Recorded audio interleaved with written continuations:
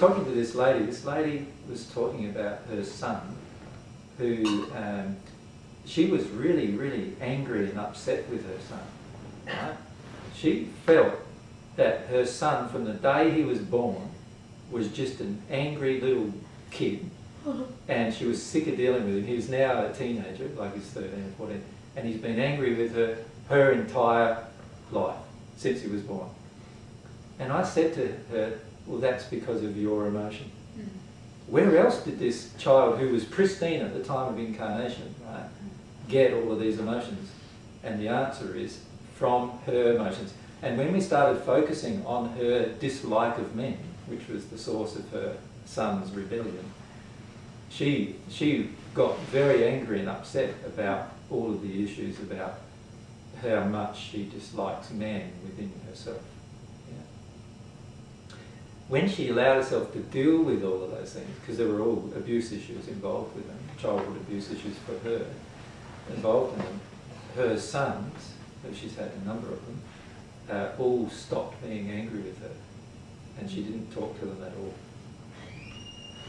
Just because she dealt with her emotions of anger towards men by feeling them and experiencing them, releasing them, and all of a sudden her sons, who were angry with her before then, and now not angry with her. That's interesting. You see this happening all the time, actually, and the more people who understand it, the faster the transactions happen. Yeah, because if you think as a parent, often what happens is the child is, say, disrespectful or angry or whatever other things the child's feeling. What's the first reaction of most parents? Is to sit down with the child, talk to the child, punish the child, restrict the child, do all of these different things. Control. Now, really when you think about it, the parent's not looking at the cause. The cause is the parent's emotion. Does that make sense?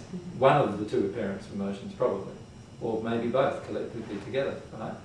If the parent sat down first and said, all right, let's look at what emotion within me would cause this child to react this way, and change the emotion within them, they may never even need to have the chat with the child.